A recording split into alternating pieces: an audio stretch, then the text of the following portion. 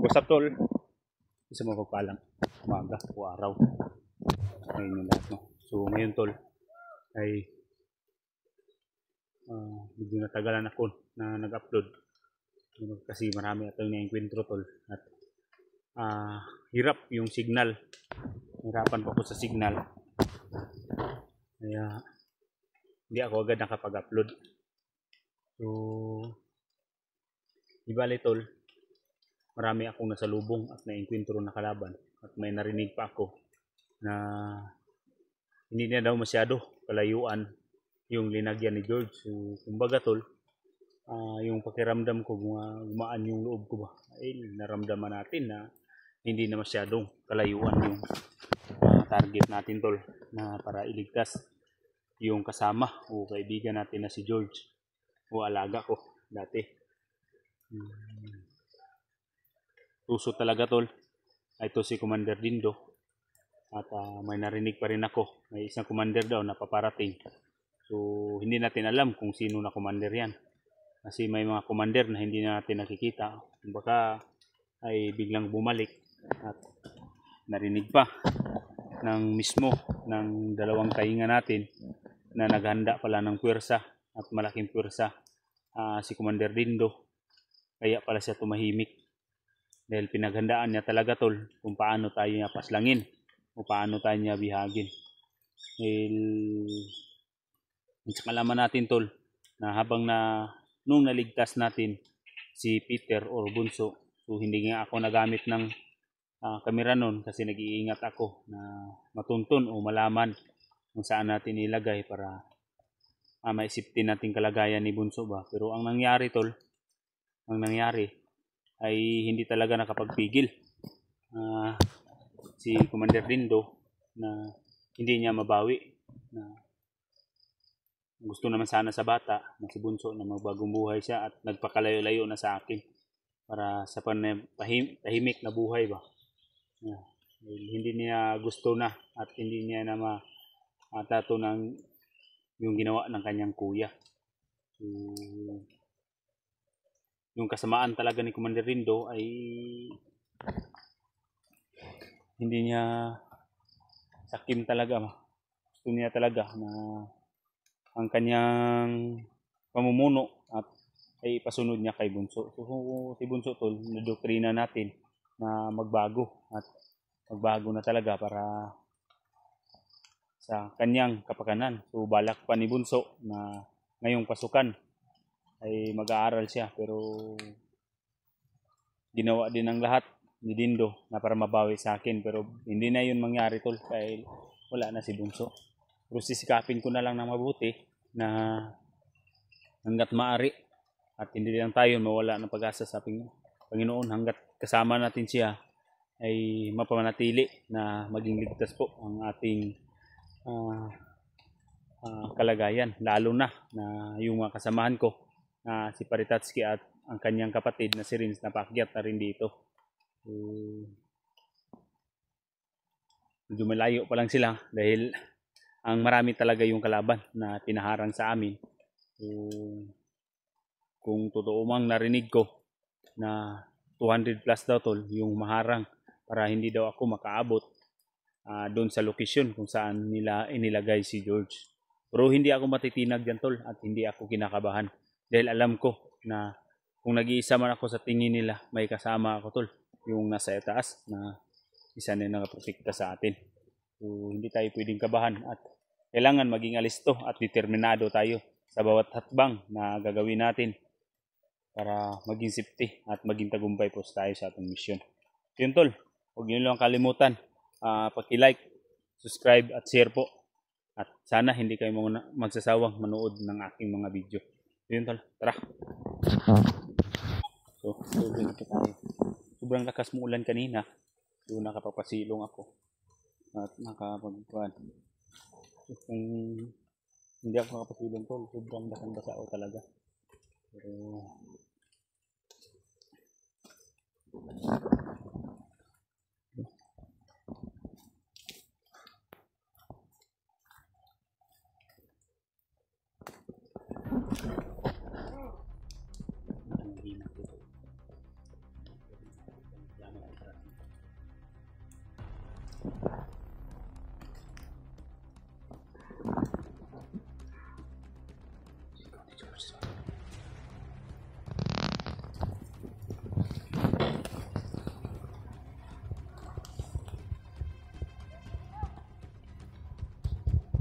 teras.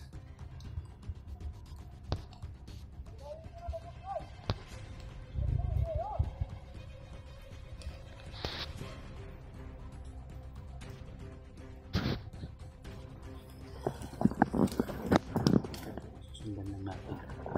So, may mga narinig tayong gusto sa taas. Nagsisigawan at may nangyayang tulong. So, malakas ang likod ko na si Joji. Hindi tayo ko. Masig. So, paplanuhan natin mabuti bago natin lusulpid.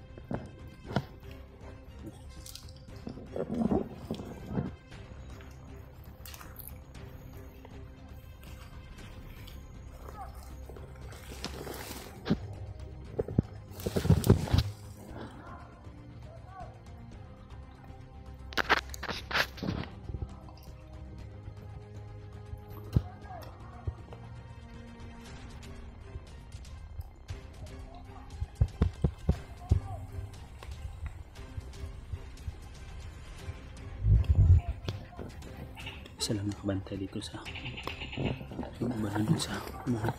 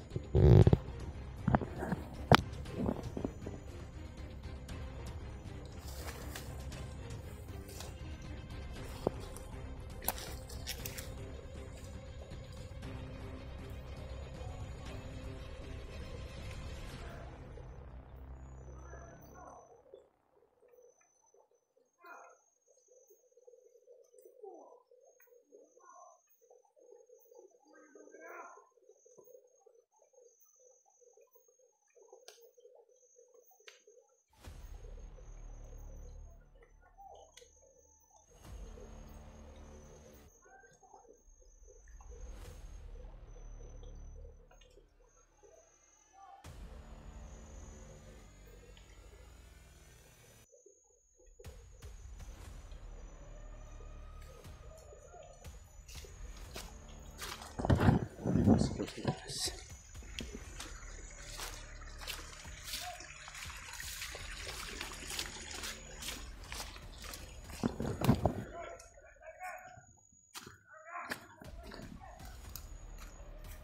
Sniper sa taas to, tol.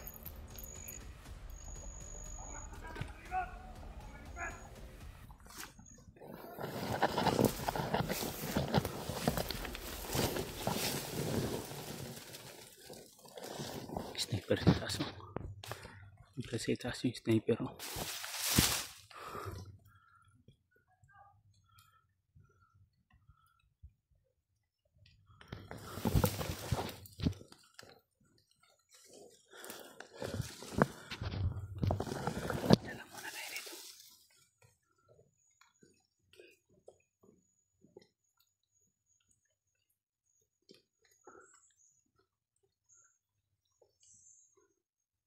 Lang hindi tayo dito. Maraming mga kalaban. Mahirapan tayo. May sniper sila dun sa taas.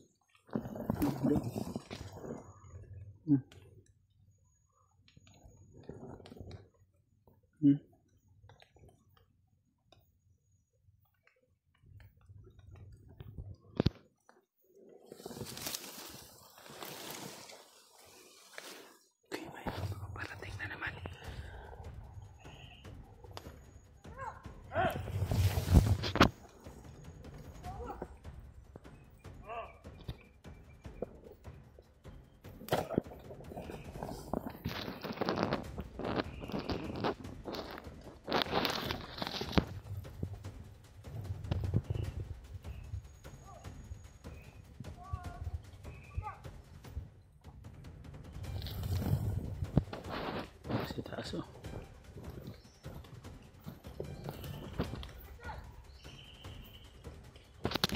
Sa taas banda.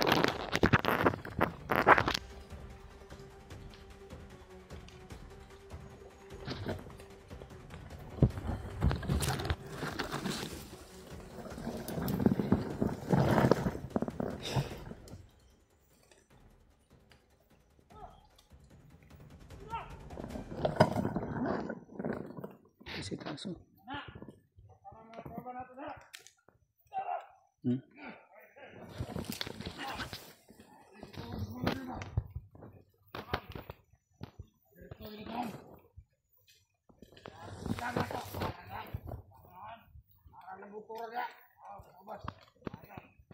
Yes, to.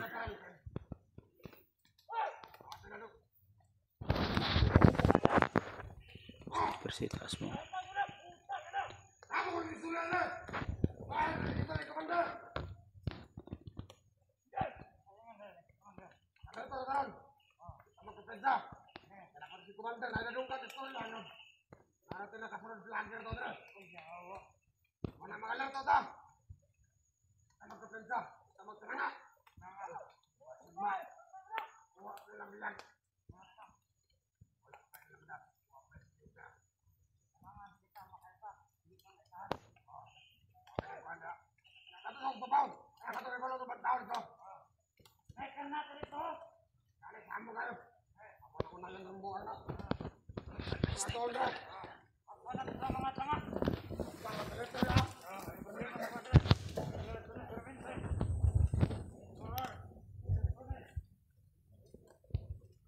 Ilang muna natin yung galawin tol dahil narinig natin na hindi na daw masyadong kalayuan yung bihag, nandiyan daw sa itaas ng bundok.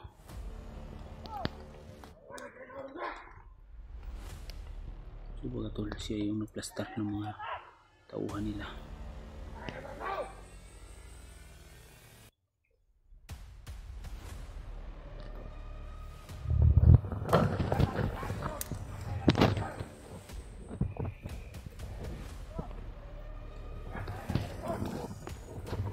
Kasi malapit lang yung bihag. Saan ako po ako?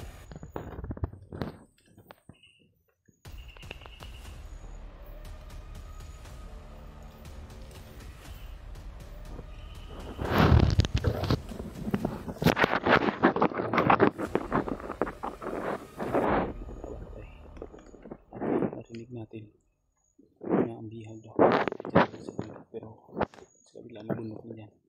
So mag-iingat lang tayo tol. Patilong dyan.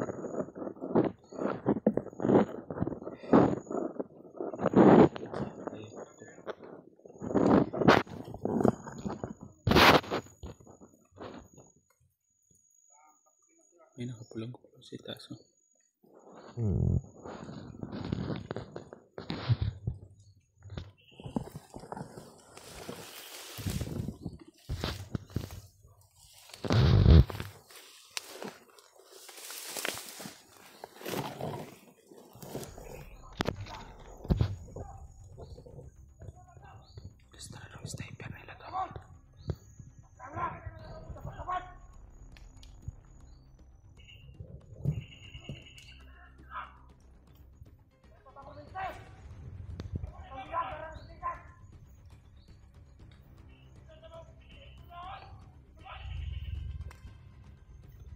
Mas malapit lang daw yung bihag.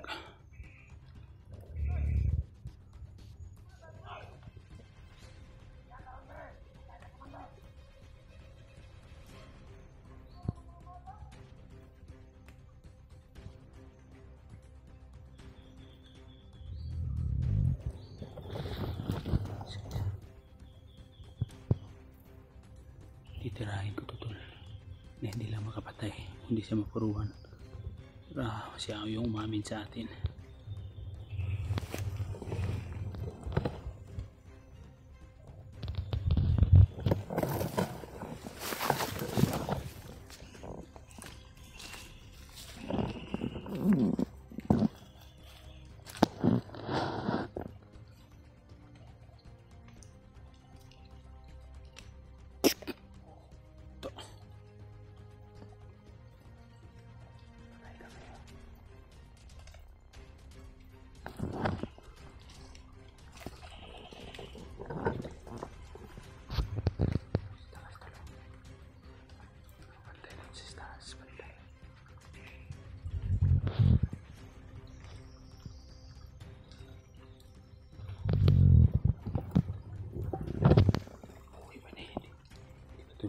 namatay tol. Kumbaga, tinira ko lang tol.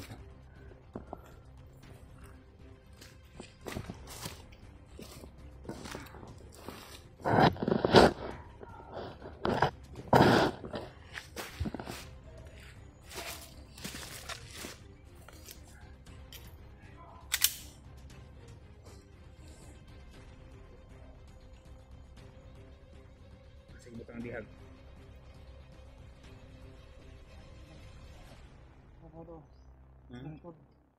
Saan?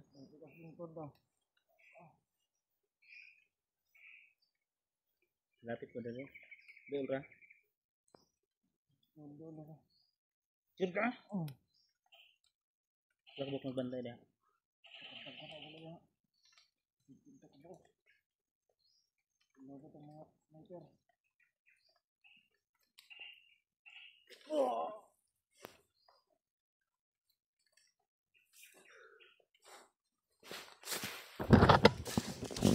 Siyempre, namin niya tol.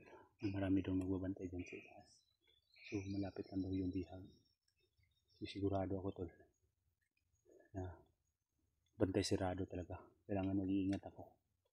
Kung gamitin ko Scout Ranger moves dito, gagamitin ko talaga tol. Mag-iingat lang tayo tol. Isang pagkakamali natin dito, patay ako.